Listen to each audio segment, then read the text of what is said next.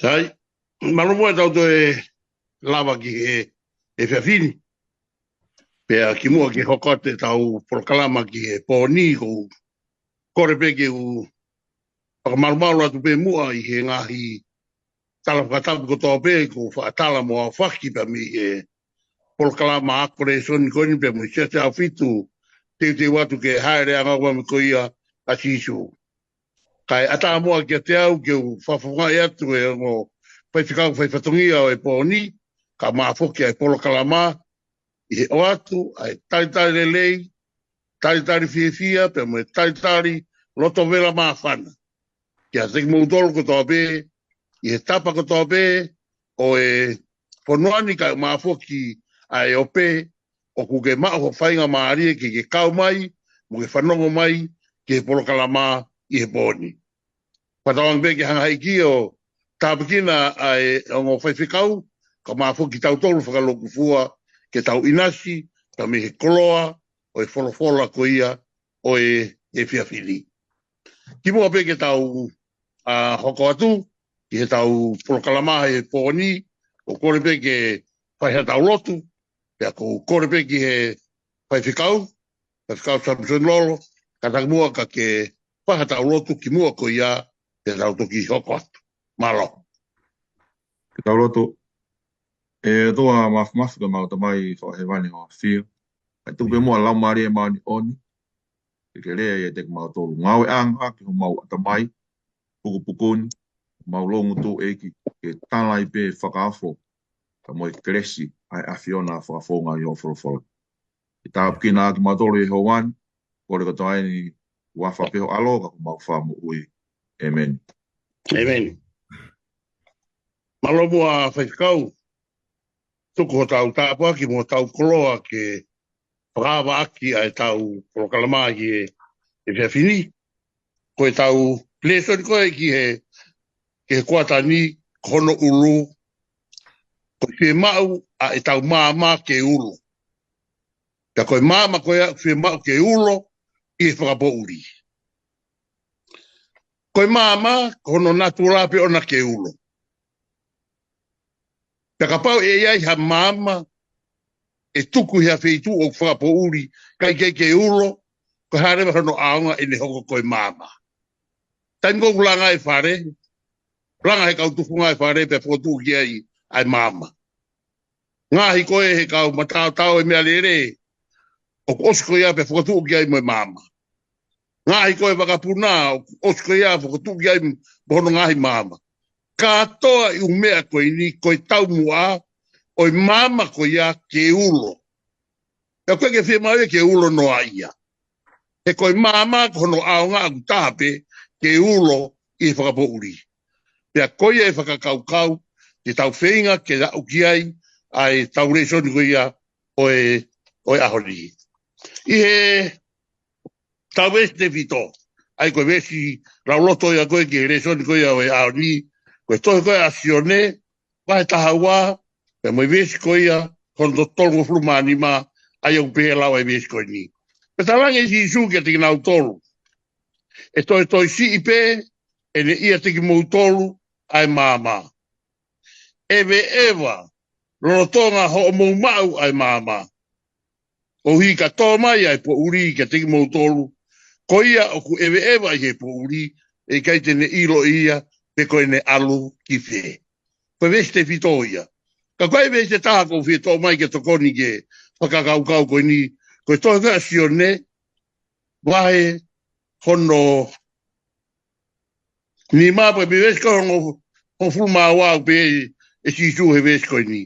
Ko au, koe māmau o māmani.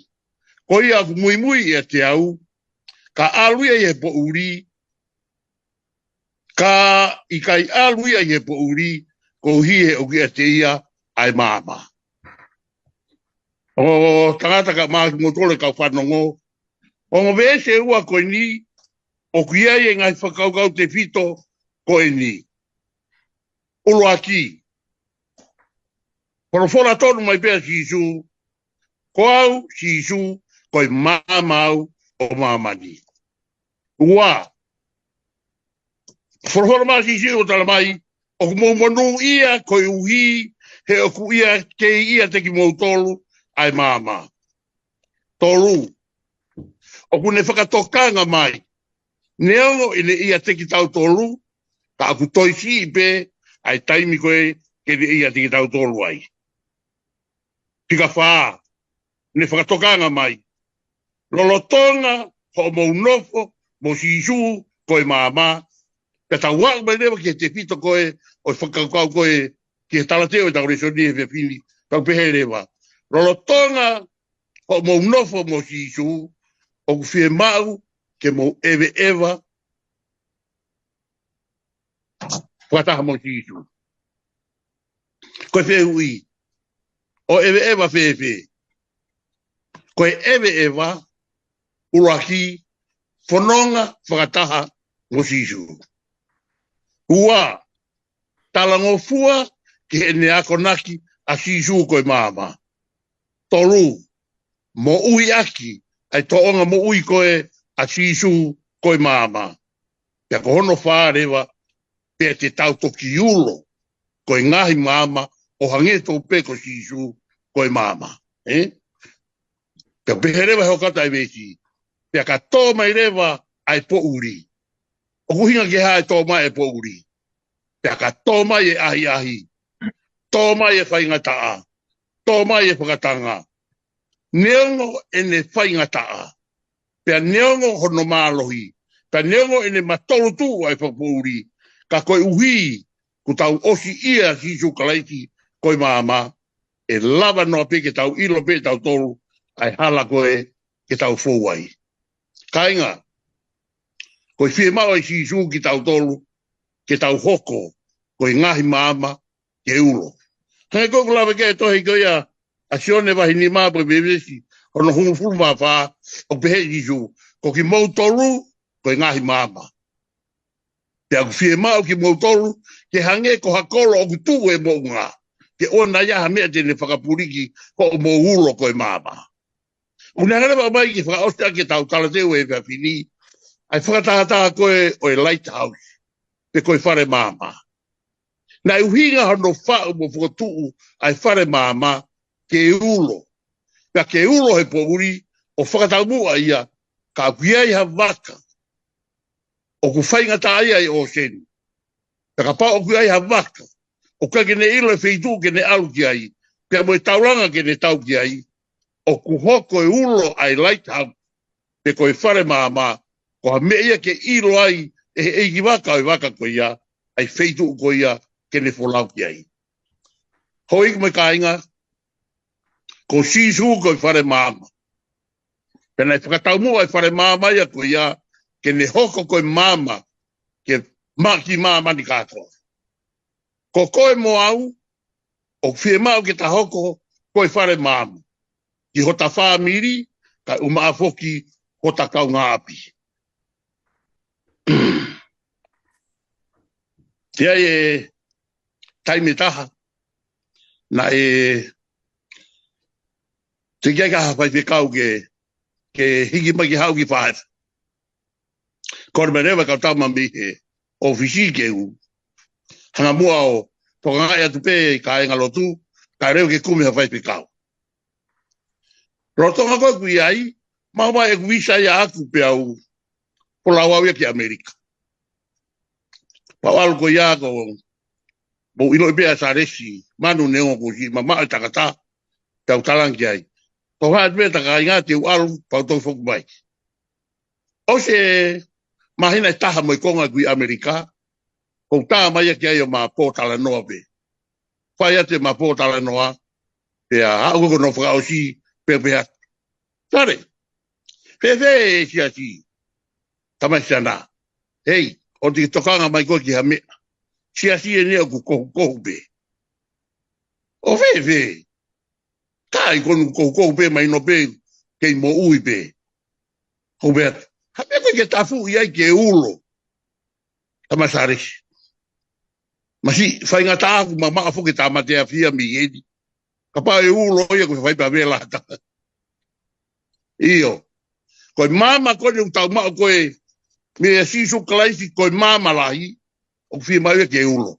ka koe ulo ko ia, ka pau te tau wela he, i he mama ko ia, koe mea goku fie mau, koe velai e tau mo ui motua, ka tau mau ha mo ui o fō. Koe i tala te uia ko o mai ke kamataki e tau resoni he whiawhini, ka tau hoko lewa ki he tau konga koe he aho Sanjay. Aia koe konga koe he aho Sanjay, whakangaloku aki ai whaunga o lopoto a setane. Whewhikau, tapsonu, ka tak whamore. Lawe mai ange ki he tari ke whiu i koe ni. Koe hānai, ai kehe, a kalaisi, pea mo setane, o kulawei e apostolo o sione. Malo whewhikau. Malo pito pea, o tiko mama e tau le soni, no mai tami he kamatanga. O mai fukeni he tohi koe ne a sione wa fa, me siono, mo sione wa walu kes fa. Ui lau e tari te tau lape da tolo tari pe, whakaukau ke o kalaisi pa mo setane. Aia koe ni koe na tawa koe he raki le soni, ai tau koe na whakako i langi. Se fa ko se tani pa mo si su. O tala no whake sione ta fa ve se ono, o si su en, o au koe hala, mo oni pa mo ui, o kai hau ha tangata e taha ke ta mai kai e te au. O sione walu ve se fa. O iho o mou tamai koe te volo, pea koe hori aha o mou tamai te mou fai. Koe whakapoi a talo me ka mataanga pena i kai no fo mau i he mo oni. Koe uhi o kai ha mo oni i a te ia, o ka rea aki e ia e loi o kune rea aki ne mea ana, he koe loi a mo e tamai o ia. Aia koe nake heke hen koe o tua, koe mo oni ia.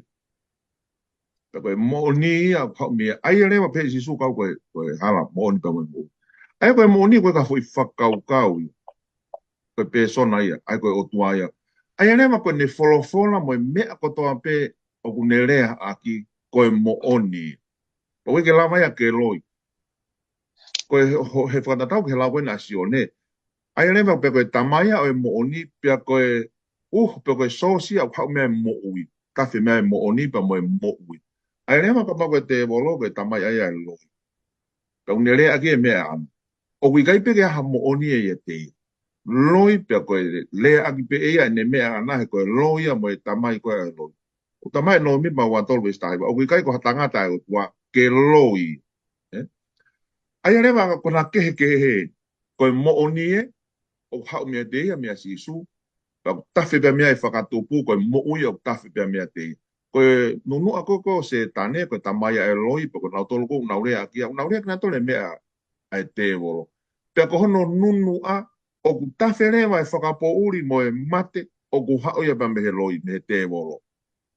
Ai anema koe whakakaukau en koe ai te volo. He koe ni na ne hanga o ului me ake mahe tolu e taha koe ia koe kau angelo me katolangi. Ihe ene loi pe. Pe hao koe ni koe ki i teni koe loi pe. Ne hanga koe a whenga ke whaka olo potoi aki koe na i. O ku i kai mo oni. Aia koe whonga ia koe ni uwhai koe he te volo. Mana tui fo koe tau. Pea foi. Pea whakanatula pe on whaifkau ia. Koe toko taha koe foi. E te comeback pe. E liliu mai e. Aia koe ne whonga ni unake lame koe kai koe whakangalok pe koe compromise. O lo poto rewa. I kai ke liliu a pito e loi. Ai mo oni ke loi. Kai tui fio mai. Pe fiohi mai. Ki pan loi. Pan mo oni pe. Aia koe tau ia koe ngā koe foi ia. Pe te ne wheinga hono tūku i ngā tārewa pe koe poto i hanga. O ne hanga tui fio mai ai loi, ai mo oni aki e loi. Ka ko sisu kalaisi, o ka tau pe he ane a fiko mo oni. I ahon, pe a whai ai pe a o tainga. O ke te re e koe mo oni ia, o koe kai ko hafui whakau kau, ke tonu he ahon, pe a hala apopong. Ka koe o tuai. O mo oni ia, o mo oni beba me he kamatanga o ke ngatanga. O ke te li liwi ia. O hange ko tau tolu ke ha foi mo on ka foi whakau kau e lama whiririwa. Pea koe uhinga e ko hanga i ko he te volo. Ne hanga te tui fio, pe fio, ai mo oni ko e o tua, pe koe ne fola. O tui ko whakau kau kona kehe ia. Tamai e o mo oni, tamai e o loi. Pea koe uhinga rewa koe foi, e to e hau pe. Na ne lia pa me he wani ki hen, maman, pe whenga pe, ke ne te hanga pe o whenga, ke tau i pe o tua. Ma mo ne mo oni ne whora. Mahalo i ki whakaukau pe o whe om he ana ke o kalais, pe mo te woro.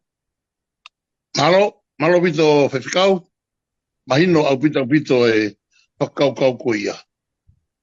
Ta moro, katakwa mori. Ka hoka toi pe ki ho konga koe a koe. Tara noa mai ange ki he mo o ni. Pea mohono mo ui aki. Malo pito whewhikau. Malo netani. O kue pe ngai vesen te u kamata pe ke loa pe ngai vesi i loa pe ma ngai vesi mahino. Re whakatata vai watoru, ma vesi watoru. Whakatau mai e mo ni pea oana toi whakatau atu. Ai poto mo e ako na ki mo e whakau.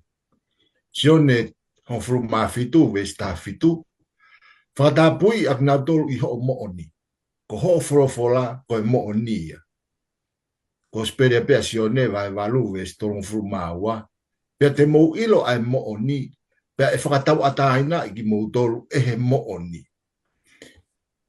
ko e tala noa ko ni pe mo ngahi whawhe mo oni aki ko ne ngahi folofola ko ni whamahino mai e o whai kau ta ko e folofola ko mo oni ai o tua pe ko te mea umari he kuto ilo i pe he te volo ia mo se tane ai folofola e o tua pe via i pe mo ene folofola ana. Ko e folofola pe te lehanga o whakamalawa i e tangata ke tau ilo ai e ngai kaha koe me whirio kofi ko e se tane. Ka pau e whakafoke tau whakau ki hono ahi ko si su he toa wha. O hofia e se tane ai eiki pe hanga e si su o aufi akia ake pā mo oni mo ta e ngata ai folofola o tua i he ene tautou pehe kuoto. Ai o whakamahino mai, ka ke toia ha malu anga ia. Ka ke toia ha pā ia e malu mo malo iangi, ka koe folofola pe o tua. Koi ahi kotoa pe a se tane, na e tari ake si isu, ai poto, malohi, mo e mawhai e folofola koe o tua. Ka koe taha ia ngai whakatawere mo e oro poto ai te volohi ngai ahoni. Hangai koe na lawe kai e tantai whai whakau, samsot lolo, ai whakangaloku koe he te volo, ke ngau aki pe i ve lotu, mo e pure anga, ke afuhia e whakakaukau ai tangata, ke nau hanga noa, o oua te nau ilo, ai mo oni mo totonu e folofola e otua. O pere so ni whatatau ke historia, lau te au i ta ua hono ta ofi, ke lau e hataha petufake e hataha e toitapu. I e tutu uni, ai sas katolika loma. Pe a ko i e kakai, i e nau ilo pe e nau tolu, whakai ki nau tolu pe ki he folofola. O kui kai kono mo oni totonu. Nau hanga whenga ke malu i pe e nau toka teri ne. Pe a whai pe e nau wako imo e nau ngahi tutu ni, whakatatau ki he tui whakai tangata. Tui pe a ki nau tolu. Pe koe tahe paraparema, o kulawe kai re soni o weekendi. Ilo e setane, o kusi o no taimi. Pe ne hanga re mau ngā ke ngai whaunga koe ni, ke riu, pe whetu ia ke whakakaukau e kaukaristiane tola. Koe whaka ngā loku, o kuia i peo no tawhaaki lelei, pe uia i no tawhaaki lahi au pito, o kai lelei. Te whakatata pe, ka pau ko au. Whaka ngā loku, whakafoi tui te pe te uai e mea koe, whai mea koe, kai ki tuko e mea koe. Ko hinga, ke lelei ai, hangai mea ia ko whotu ki a te au pe. Ke ngā au e tuko hai mea te uwhai. Ko ne ame koe, a whaka ngā loku koe, ke tau si o whaka luku fua koe ki ai. E hanga whaka ngā loku ia o mau i. Tene mau i e ia ho tau mau i ngā, mau i ho tau tuu ngā, mau i hawhai ngā tefto i mo oni. Pe koe mea ia hoko koe, i hono whai koe se tane, ai compromise, ai whaka ngā loku e anga, o mo oni koe wholofora. Ngoe i teni, whakangaloko e se tane whono mo e tutune e otua. Koe ngā koe ne fie otua. Hi ngā e urake ongo mātua. Taimi tatau pe ki he kaukaristiane, o kukei otua pe otua. O kukei tu i pe ai otua. Koe eik whakatupuia mo o tau whakamoui. Ngā hi ahoni, ma hafu tatau pe o ngau a ke te volo ka ku toi whakaono pōni ange. Ko maftau a te volo whangalo kuloko e wholofola e o tua ke whena a pasi pe a whihoko taki mo e anga e whakaukau a tangata. Pe a wola le re ia ne tani mu whakau tono. Wola le re au pite whingawe koe na te volo. Kia te au, tuku mua ke tauhanga o whakakaukau i whakataha ai ko speri koe a sione na lau ki mua. Tau whakapeta tau ke wholofola. Whakatapui e tau mo ui aki ene wholofola he koe wholofola bea o tua koe mo o nia. Malo, Pefkau. Malo bito Pefkau. Mau tāpuaki wea. Ngu whakamatala kau. Tō mea i e whakakaukau koe. I he whapori tō koe o mamane a honi u kauai. Ai whikumi a mamane a honi ke mo oni. Pea koe tāri koku mo o mai mea mo whakaukau koe he vea vini. Ko sisu kalaiki koe mo oni ia. Maro bito Pefkau e mau. Ai popoaki ko ia ka tau hoko atu mua ki he tau konga ko he ahmoni te Pefkau Samson Lolo ka tatu amore more tara noa mai ange ki he whakatokanga ai apostolo ko Paula ki he kainga lotu o Efeso moere e soni te tau wako mi ai malo Pefkau Malo bito.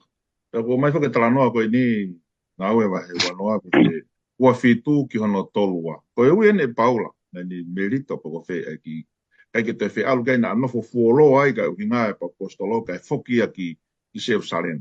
Pena ne ui atu rewa e kau ere tā koe ni o mai. Kau te ula kamata lawa tu mua me he vesi hono ua whitu.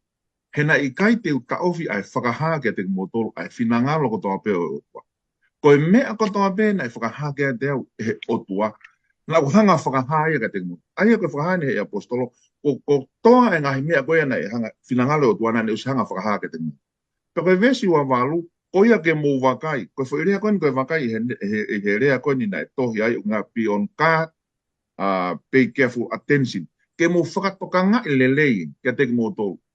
Koe whangasipi ko toa pe i kaya ngā lotu. Ai ko whakanofo aki mo tolu i he lau maari e mao ni oni. Patonga angia. Kono kau tauhi, ko ki mo tolu ko whakanofu. Kau whaifi kau whakakolo. Ke mo whawhanga ai sias o e otua. Pea ko mahu inga ini. Ai sias o e otua, ai ana ne whakatau aki hono taa. Ke mahino ai mahu inga o i siasi ki he otua na ni hanga whakatau aki hono taa. He ko iro eni ka hiri e ku alu e hau kia te motoro e whangaulofi whakamalo. Pien whakakoi po haunga na ni ngau e kei e whangaulofi. Ko tau alfoke he lotu, e koi siasi eni. Te ku kei ke tau ke he lotu, to tong peke ngau e kei lami, lami koe kakai, koe kai ngā lotu. Ka e hau kia te motoro e whangaulofi whakamalo. Pe i kai te nau mamai ki he whangasipi. Peke nau ufi. Pe tupu foki ia te motoro ai kau tangata. Ai hau me tu a hau pe tupu i loto. Te na wako aki ai mea whakahala ke toho aki ai kau wako ngā ke mui ke te ngau tō. Ai a koe whakatokanga koe mea koe mau inga ia heni. Koe tau mua e whare i koe ni a Paula ke nau mateu teu a ange ai sia mea hoko mai. Pe mea pango e nei hoko pe mea koe na rea ke Paula ki kite koe ni he kuonga pe o Paula. Pe e toi hoko ia toi lahiange i he ngahi ahoni. Pea ko whelau ai vesi ko ia, no tolu tahamo e tolua, ke mo ureo, pea manatu, ko tolu ta. Mo i kai te utuku e ku walo ke kina aki mo tolu tak tahamo e lo i mata i he pōmo ia. Pea ko ene ka hinga ko utuku aki mo tolu ki he otua. O ko utuku aki mo tolu ki he otua, pea mo e wholofola. Lawe kia e kaua Samuel. Ai aku ne whaafai ke langa hake aki mo tolu, pea ke tuku e te mo tolu, ai tofia. Koe mea koe whakaukau ko whi o mai koe ni. Koe lawe koe ni koe a Paula ki whangaulofi. Na e lawe peke a si sui. Ma di wahi fitowe se tahani mama e tahama. Wakai te ria e kau palofi ta kākā. Ta kono o mai ni koe ke ofi ni. Koe whangaulofi koe ni koe kau palofi ta kākā. Pe koe kau palofi ta loi. O ku hao kia te motol o ku kofu whakasipi. I tua whakasipi. Ha mai koe sipi. ka koe whangaulofi whekai I loto ati ngā tō. Ka malama pia ke tau ilo.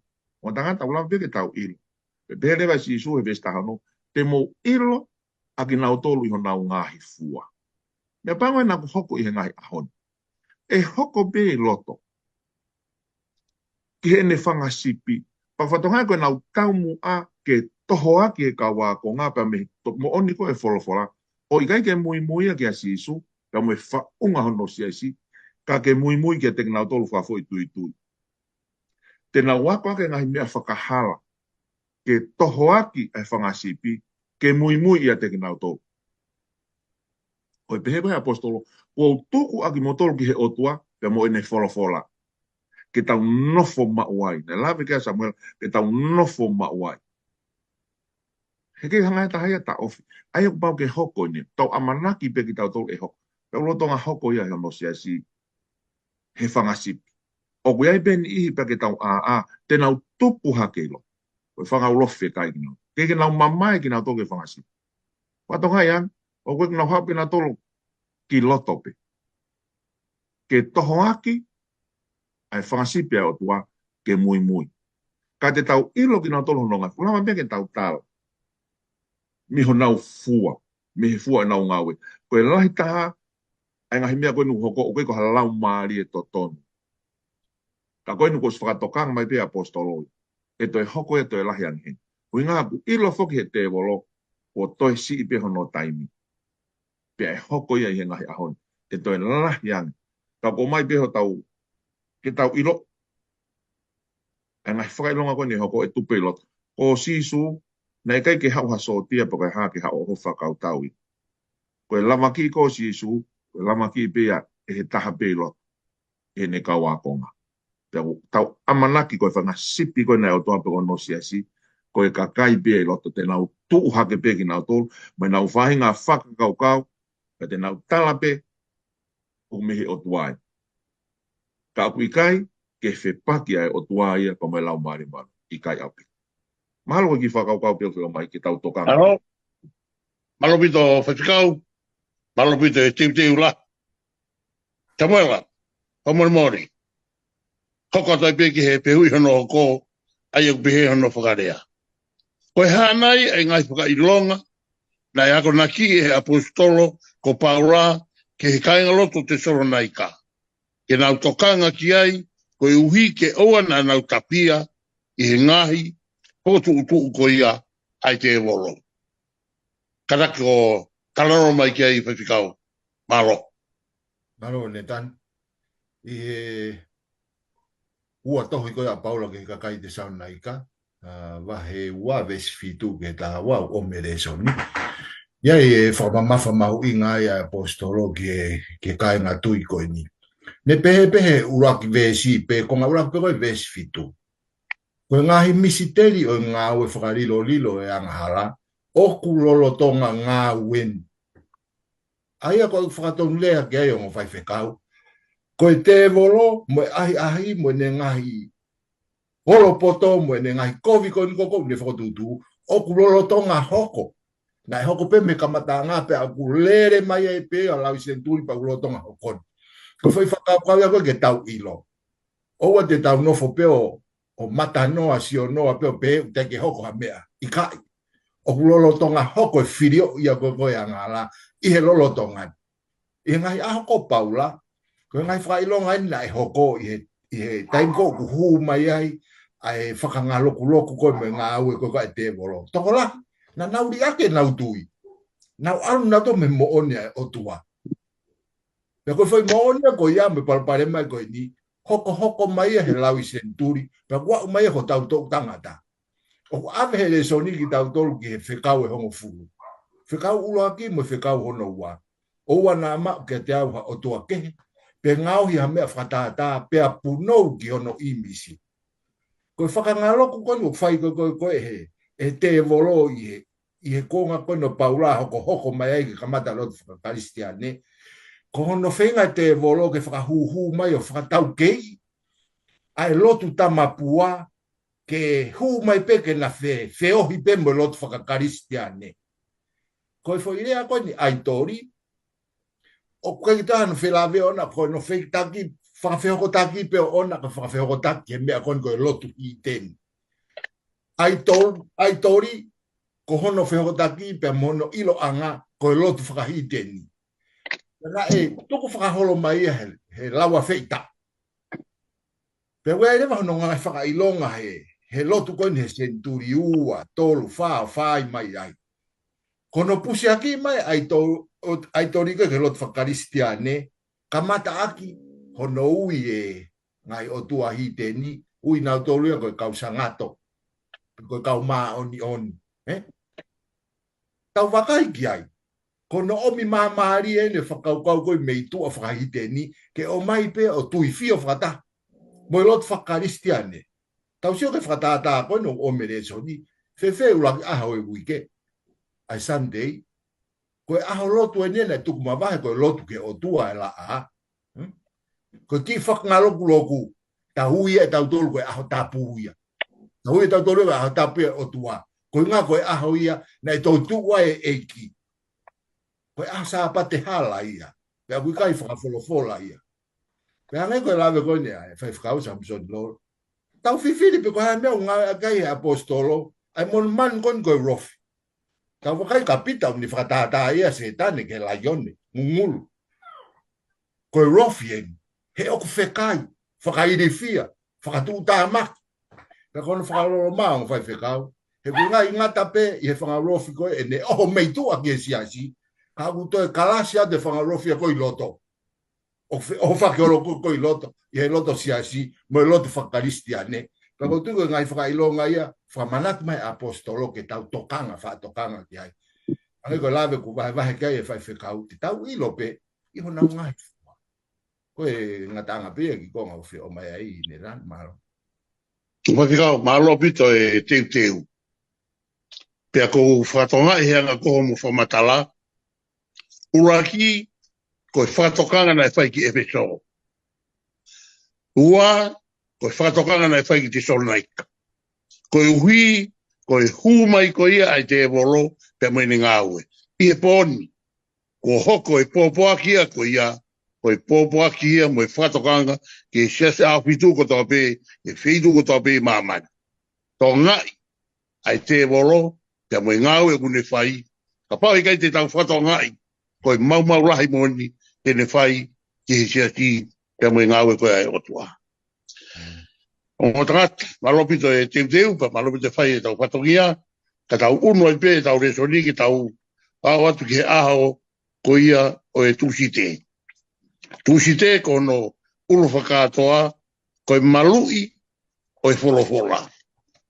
E whaikau, ta mundolo, ka takwa mori. O kuanga pepe, a e te malu, mi he ngahi kākā, ai te e wolo. Kuanga pepe e tau malu, mi he kākā ko ia, o whahi e te e wolo. Ka tako tarano mai ai, malo.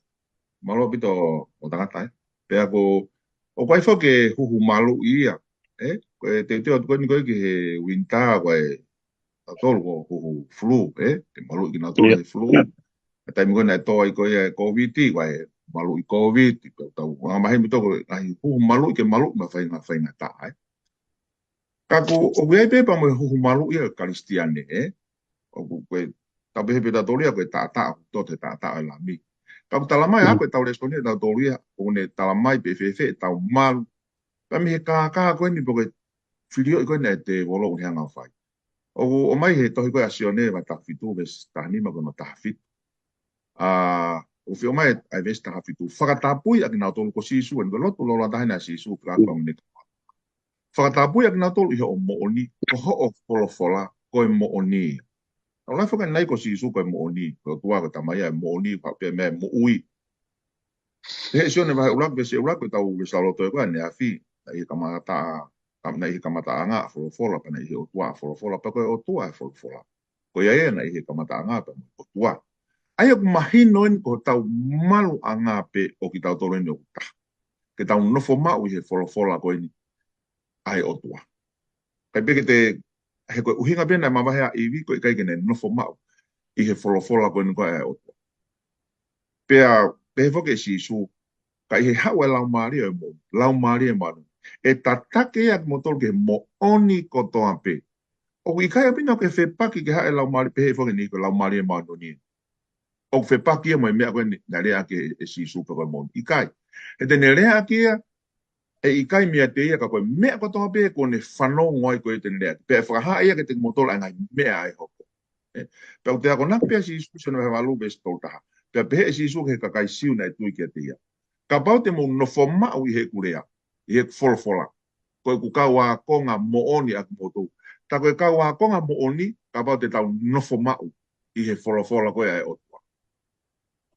Koe a konga mo oni. Koe mamahe pe mami he wholofola, o se mahi no pe koe uku te logi. Ai haku tau lava pe, he koe tau foki eni o tanga. Koe tau eni. Pe koe tau ikuna koe tau koe ikuna sisu. Pe ka pau rewa koe ikuna sisu, totonge tau nofo mau ai. Koe ia ko wholofola ia, ko mo oni ia. Koe mo ui, aia pia mo ne wholofola ke tau nofo mau. He koe e lama whewhe ke tau mahinoi, ai palani, o uho koe e palani whai whakamoi au. Me wholofola. E lama whewhe ke tau iloi, ai talanoa koe ke whakatupu. Ai whakafo koe ia, ai pekia asi isu, mo ne toi tu, mo ne haere ke he langi, hoko koe whakalala. E lama whewhe ke mahino ke te tau tolu e. Ko tau malu anga pia e wholofola. Ke tau nofo. He ka pau ke tau tari e ki tau tori haki kupui wholofola. Tau tui peke he mea koe. Tau ri aki e ke tau whiriwhiri. Tau kukarema ke toi wholofola ai wholofola ai. Peko mo oni. He kutala mai ua timote wahe. Vai tolu e stahano. O whaaki mai ai tohi tap kotoa pe i he whakamana mai o tua. Pe aku ao ngai. Ki hako naki mo e waloki mo e whakatonton mo e whakapoto ke he maa o nio. Ai a koen ko tau malu anga e tau nofo. He ngau e te wolo ke ne hanga pe haki ki me. Koe tau hanga pe o tō haki toka te rine e taha po ako naki e te wolo. Tau pe koe whakatupu. Koe tau tō ia me he toenga. Koe ke tau mau ki tau toria. Ahono e rito pa mo e uho ko ia. O e mo oni ai wholofola koe au. Ko tui ko tau malu anga e tau nofo i he wholofola au tua. Mahalo koe ki whakaukau pe. Maare lai apita. Malo pito whewhikau e kumi mo e teuteu. E whewhikau Samuela. Katak whamon mori. Koe ha ai lawe. Ai tangata tohu sa me. Lawe i mo i mahu inga. O i wholofola ai otua. Ki he pirikimi ko ia. Ai karistiane. Katak o talanoa mai i kawenga ko ia. Whewhikau. Malo. Malo ne tane. Pea koutui ko konga koe ni o ku whamamafa i he sāme te au taha iwa. Pea uiai mo ngai vesi o ku o mai he konga koe ni. Pea maha koe ki vesi pe taha te malawa ke whai aha ki whamamafa i e whihu i koe ni. Mo whawhio whiatu ki hano tari. Ka koe sāme te au taha iwa. Koe sāme eni ki isileri. Tala noa ki he mahu inga o e.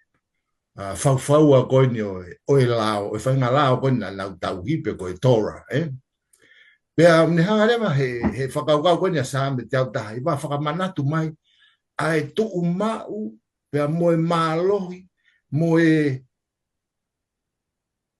iwi, ta e mauea koe na e mau he ta mai koe ni ko mō sese, ke ne whono ngai ki Sainai, ki he mo unga, ke omi e whono mo e lao koe o tua. Pea koe whono koe ni, maari hono toi whakarea e taha, koe tā siri e nei o tua, ke o hifo ki maamani ki hono kakai, koe tā pua ki whakalangu. Koe sāme koe te au taha hiwa, o whelātani pea whenā pasi ai, ai mahu inga koe lao, mo e toko taha koe whau lao. Mahu inga o e whono, pea mosi hova. Pea aku whatu ake sāme te au taha iwa, e ngahi alfabeta whakahepe lu. Pea aku wahe taki kupu e walu, ai fo i wahe ua. Pea koe vesi pe taha ko wheto o mai, ai vesi te au manima. Upehe sāme koe ni te au taha iwa vesi te au manima, ko ho o wholofola, koe tū hulu ia ke he kulaka. Mo e mama ki hoku hala. Koe fo i kupu koe ni o kukawai ai veste au manima o ku lere me veste au manima ke te au tahaua pe ku ui e foi kupi ko ni fa he pelu ko nuna ai ko nuna ui ngai ko pa pe ko malu anga pe ko hafaka u o ku ne malu i pe mo tau tu mo aki o a ki ho tau afi vai pe te tau lava pe te ui e pa ko ni o fakarea ko fakamaheni pe ko feka inga aki pe ko ferave uhinga en ke toko taha whaulao. Toko taha whaufono o whe mau ke ai e tau pīkinga tau tau. Ke tau mahen. Ke aha tau whelave whe kāinga aki pia mo Sihova. Koe uanga koe pe koe nuna koe ni. Ko ha pāia aku maru. Matu aki pau. Koe te tau ko kolai a te. Pau pena i ai e ki iava. Ke anga koe whau ko kohono tata api kohono here meti. Pea koe ki iava koe ia. Ma u whainga maaria e foi makata a te vita. Ke hu atu ai. Pene hanga tamate e futoa koe ni. Ko nuna. O kui kai ke ia haava ia pe kua whainga maaria. Ke aha mata mama ia. I he nuna. Ka pau e mau hatangata. Ka pau e mau hatangata. Ai lao mo e fono mo e folofola e o tua i ono loto. Kai ke ia ha whainga maaria ia setan. Ke ne hanga o tāmate e toko tāko ia. O ku malu atua, malu moloto. Pea monu ia hata, ko ne whire lau a Sihova, pe ko ne wholofola, ko a hūwhanga anga, mo malu, me i he whiri, mo ngai whita a koe na setane, o ku ne whai he rolotonga i tau whanonga e mo uini. Ria pe malo e. Tō he kau. Malo pito e teu lahi ko whai. Pea mahino pito e whakakaukau. Koe whikonga koe ni re so ni konu tau whanonga mai ai. Koe whi mau ke tau ilo. Koe haha tau malu anga. Pea mihi ngāwe koe ni ai whiri. Taka homo whakamāpopo koe o ku whai. Ne ongo i ngahi mea ke. Kawai e pā mo teu ngā mo i kātou ngai mea koe. Ka te tau wiko mai peke mea ta. Koe wholofola e o tua. Koe whakauia mo i pā ke tau hao mi ai. Wai himi o ku pahe puna ke u pehe. Sisu koe makatuku. Tuku ke uunga. Koe wholofola e o tua. Koe makaturiki. Koe maka kutu ma. Tuku ke tau uunga ki ai mo malu ki ai. Koe huika tau hao. Pea pehingai whakatau ere ku whai. E te volo hingai au whakao tueni. Tau atu ke tau aha koe hono. Apule lulu. Apule lulu. Kono ulu koe apule lulu. Kono kawinga pe.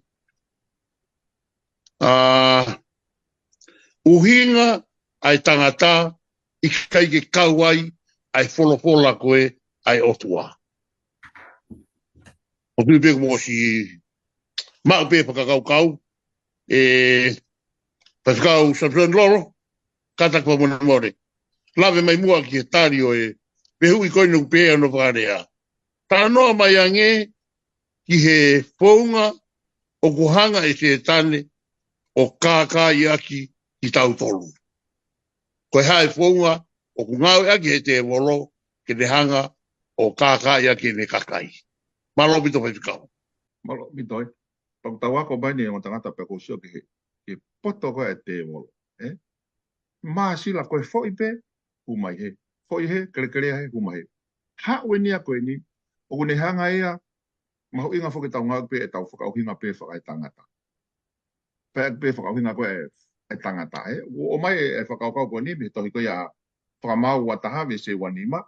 O me to ko le fatata va taha no ve se wanima.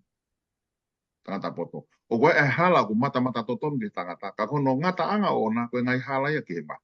Anga e te whakakaukau. Papa, whakakaukau koe e te wolo ke ngau e keni whakauhinga pe koe. Koe hape mea koe pehe koe sai ke te koe, whai aki ia. I kai ke te whema o e lau maari e mani unia ke tokoni mai ai. Ai koe lau koe ne tangata poto. Ka koe e hala ia koe anga i sio e tangata. Ka kono i ko anga nai koe mati. Koe talanoa koe whakalolo mai e toki whakamau. Ai koe wahe whakaosien mo e vesi whakaosi. Wahe wata vesi wani. E ngai ako ia nei kai hatu i sileri. Kana e whai e tangata ko toa pe. Ai ana elele i hono mata ona. he kono whakatu tāmaki he koe mea koe sai ke te au, ke sai ka ko. Koe mea koe sai ke tō taha ko, ke sai ke, kai whewhe, ai awhi hoi wha e otua. Patani ne ke tā noa i sai ni matolu ia vesi ono, ko tau he, hange ha whangasipi he, li aki ki tau tō, Ka koeni, he kono whatu tāmaki ene, pehe he walofita ko sere mai awa e taha fitu vese hiwa. Ka pao e whahe pe whakaukawa e tangata, o i kai ke te tokoni mai lau maare e maanu. Oku ka lahi taha pea e loto, ihe mea kotoa pea oku fungani kovi. Pea kono kovi en, teke mari mai pe ko ia, ne tani ka mau, ka ta koe ko loto ko pe whakariria ko ia mau. Ko hai tene wha iloi, ko au sihoma o ko wakiri a loto, o ko hakure e ngahi mahalo, ke whaki ke tangata takitaha o whakatatau mo ene ngahi urungaanga, ai ko whakapuripuri, pea tatau mo e fua o ene whaianga. He ko whakapuripuri e loto ia. Whakaaringa lere, kua whakatau le toka whakaaringa lere, kata ani fotea. Patu tamak, ai leo kono mai koni koe ke tohi tapu pe ke wholofola, whai aki pehe o whakakaukau ako. A kono whakatu tamaki. Koe tangata ko i kai ke ai koe lau maari e manoni, he keke ne tari e hangahi mea o ku hao pea mehe lau maari e otua. Pea kunau tala le ma ki nau tolu ia koe vare. He utala noa tohi koe aula kulintova hewa mestafa. O ki kai mau he tangata whakakakanoa e ngahi mea o e lau maari e otua. He koe vare a kia te ia, pea kui kai tene wha ilo ia, he oku ilo whakalau maari e pe. He koe ni, ka pao lewa, nai kei ke tohi he tangata ia, kana e whakatau ki hono loto, ka i he ue i o lau maari e manoni, ai wholofola. Pea koe hoko mai lau maari e manoni, tene tataki ki tau tolu ki he mooni kontoa pe he ne wholofola. Aia koe ilo kua pao ke tau whemu, he kei ke tau lava ki tau tolo mahino i e wholofola. O da e kawai e lau maari. Kene hanga whakahino hino ki tau tō. He ko kā ai loto ia e tangata. O te tala noa pe wholofolalo. Rakulintova he tolu e stahi. He koe poto o mamani, koe vāre ia ki o. He ko tohi, o kune mo ua e poto, i e nau fie poto. Tau mo uki tau tole ha mamani, poto koe whakamatala maari e peha taha. Ake ne whakauhi. Tō e whukakai tō lahi. E koe whonga pena e te wolo. O matala maari e pea ka iwi, toa iwi. O kui kai mo on. Aia ka pau e pehere wa ia. Ui ngā he koe wholofolana e tohi e whakamana mai o tu.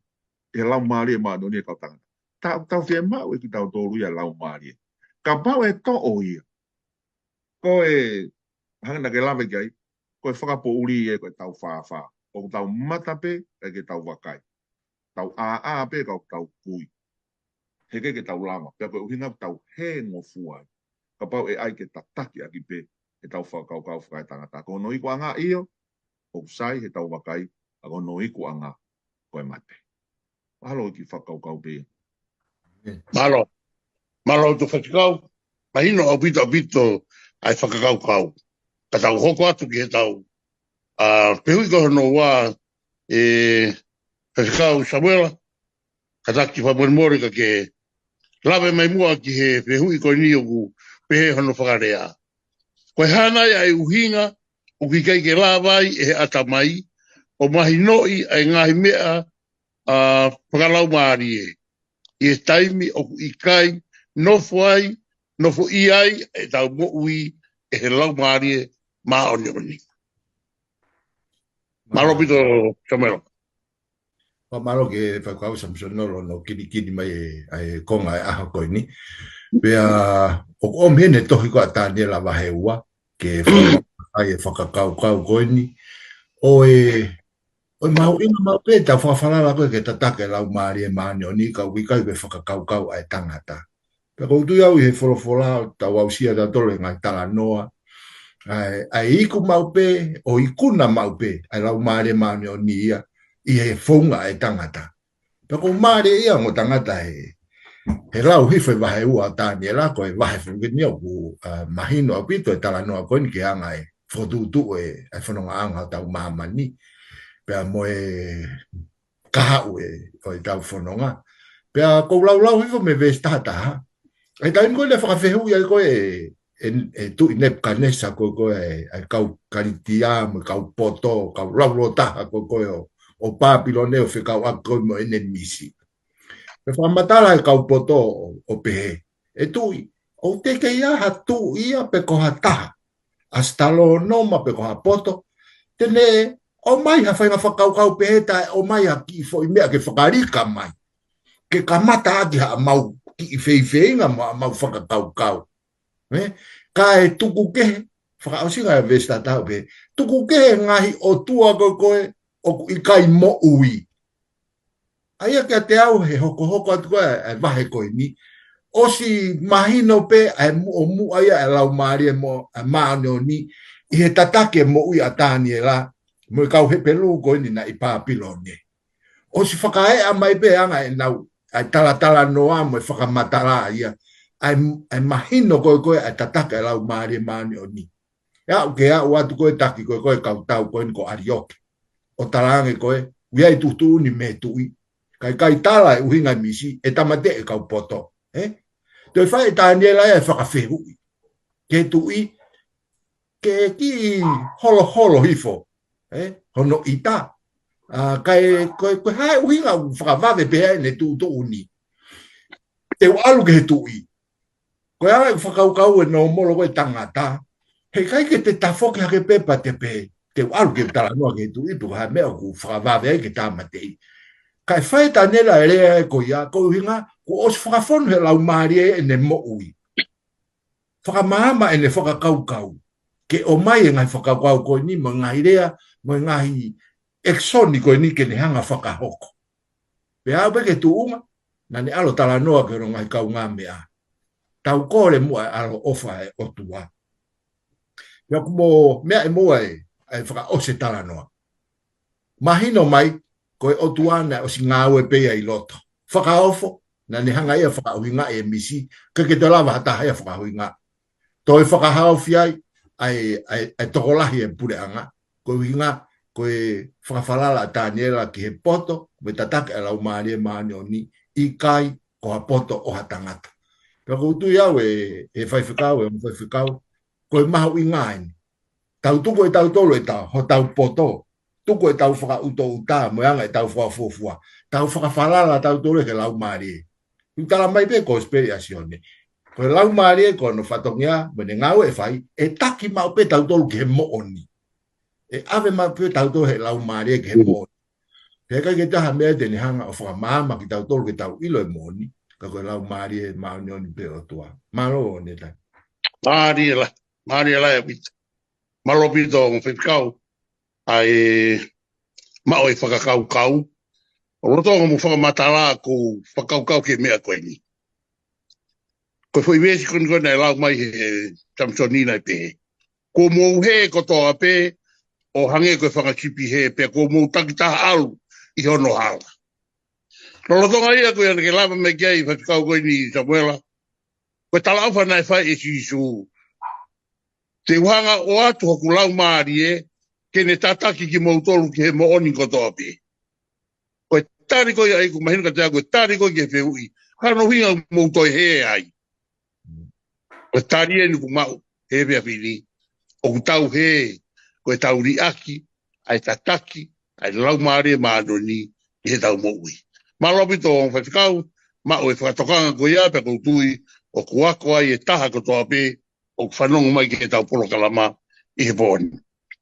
Tau hau ai pe ki he tau konga whaoti koe ia e tau wakoreisoni ki he pōni, i he konga koe e aho topore ruru, o pehe no whakarea, koe fe auhi ki he atamai. E whakau samso loro, katak pa moni more. O feu i whakau sieni ki he pōni. Talanoa mai ange, ki he mala e tau, o talanoa ki ai wholofola. Malobito, Samson. Malobito, kau. Mea pango ia koe o mai koe mala e tau, koe whepaki koe nea kalaisi pa mo se tane, koe whepaki pe ko hai, tene mau e atamai, koe whakau. Mau inga whokien. He koe ene ku ne whai tu uni. Mea ko toa pe. Pea pe he whoki he toko lahi. Ko tau atamai, koe matapaa ni ke huai koe te volo ke tau mo. Aia lewa koe nu whaawai o. Kai ke tau mau tau ke kanau tō wako ke atamai.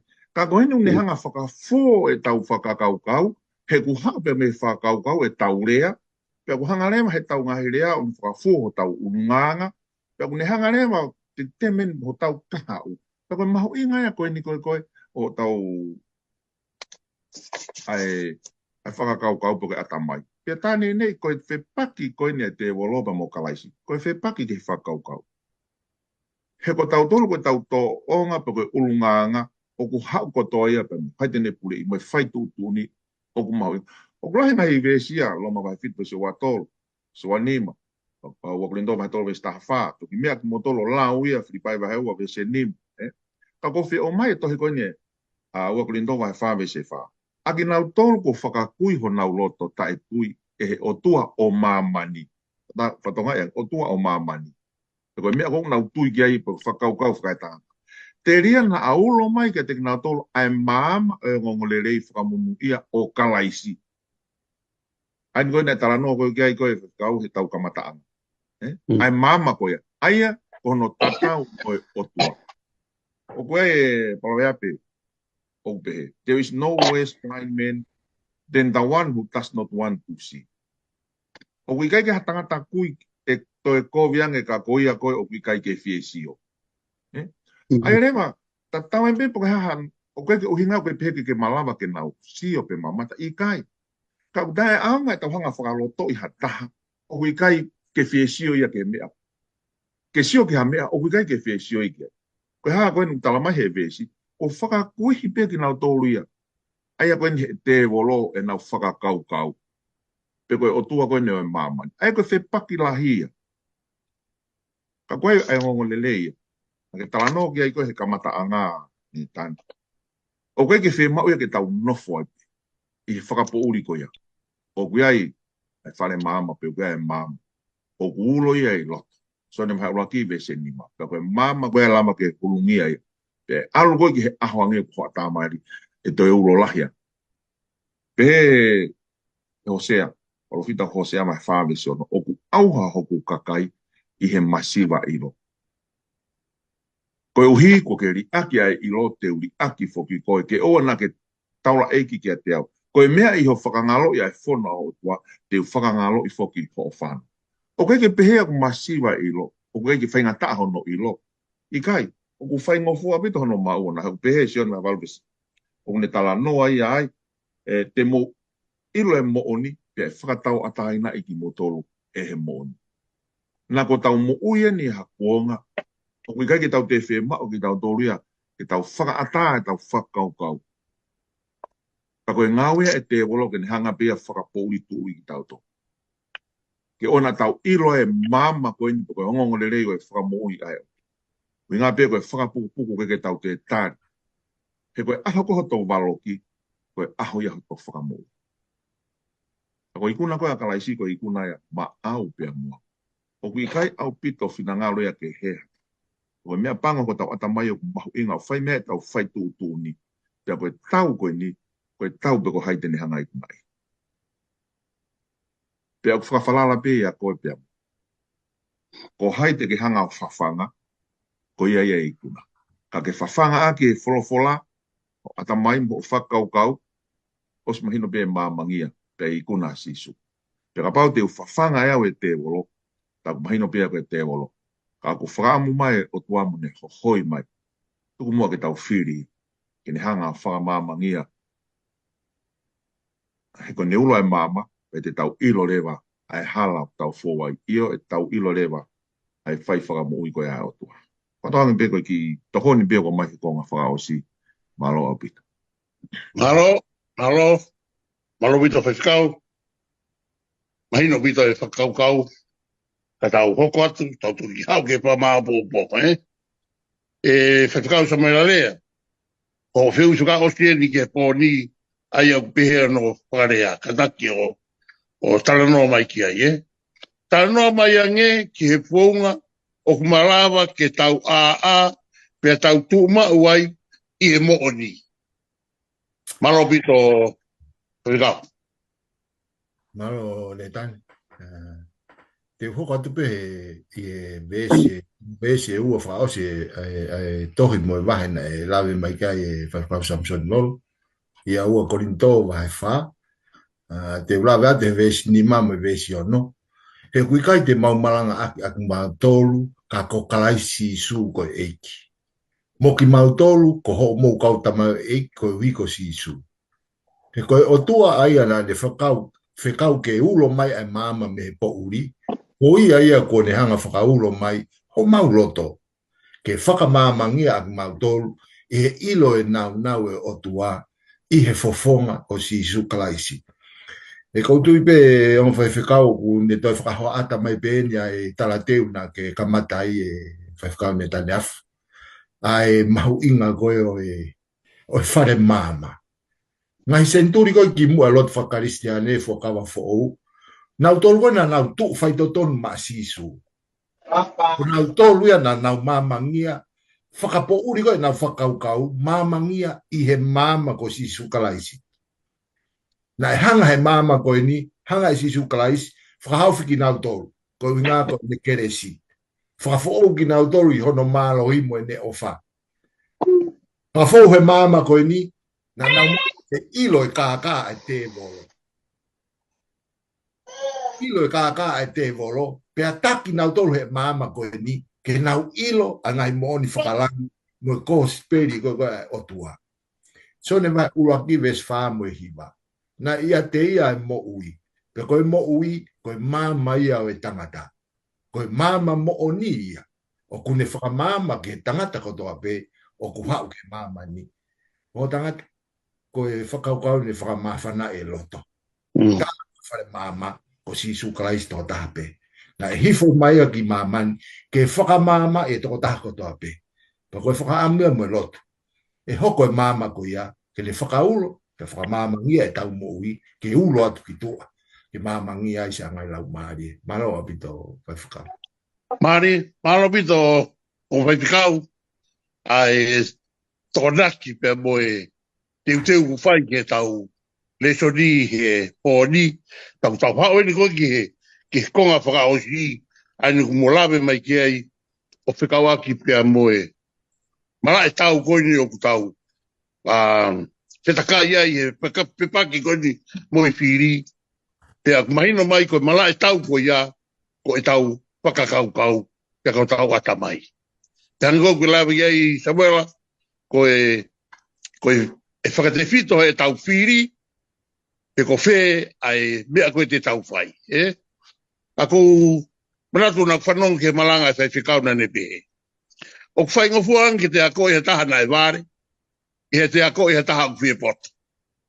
Kono uhinga e koe tangata ko koe kine ilo a mea, koe ne mea peu whai, koe tuku mai ono ata mai, moe ne whakakaukau, ke ngahi mea koe o whai no ino ki ai, pia koe ia pete ne whai. Koe tangata ko uwhia poto, o uhinga ia, koe tangata e kune si ilo e mea. Pia te oso tau poto ono whai no ino, koe ke ilo e pete tau iku ke halafi.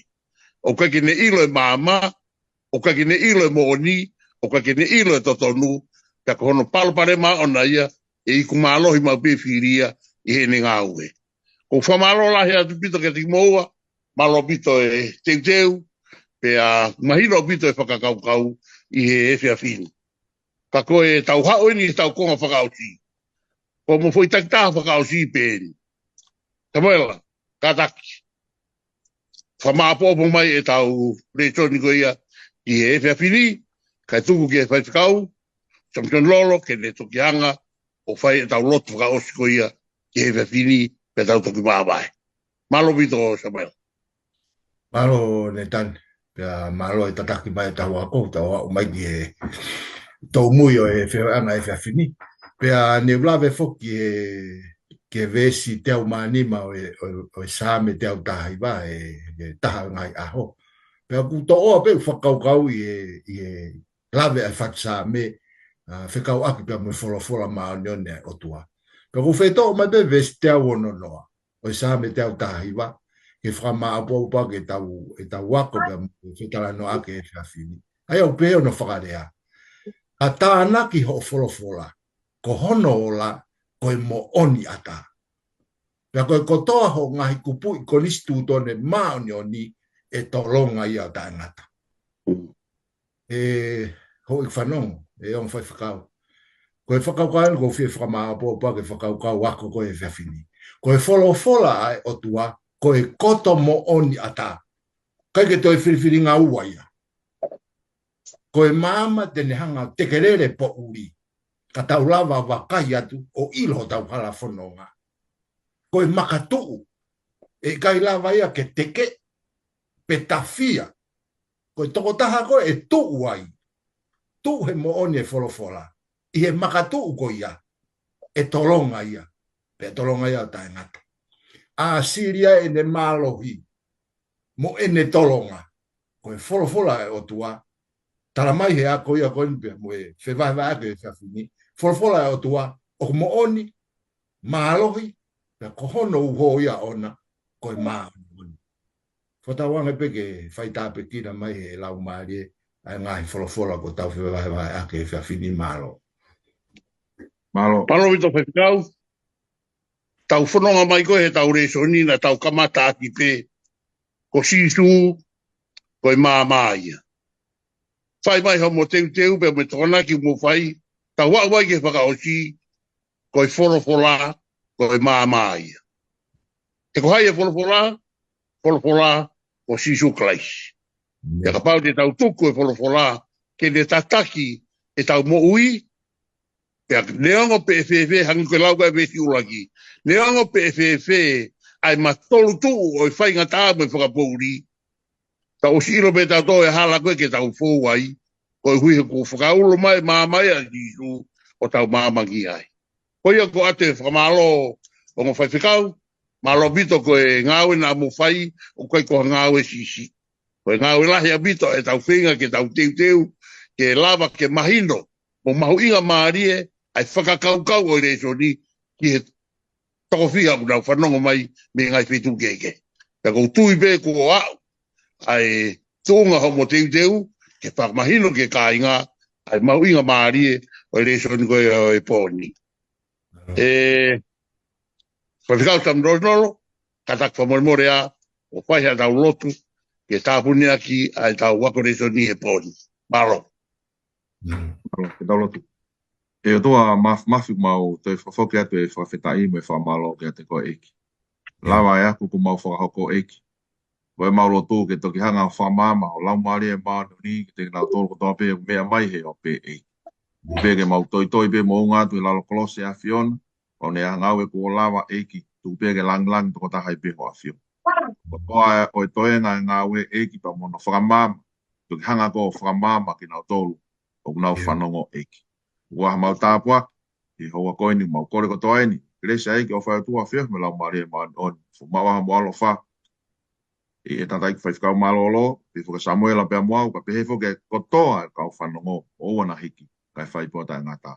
Amen. Amen. Malopito whaifkau, ka koe ngatanga i e tau polokalama ki e pōni, ka maloti ka tiki mūtolu kotoa pe, wau mea mai ki he polokalama, wau pouria, tua whātu.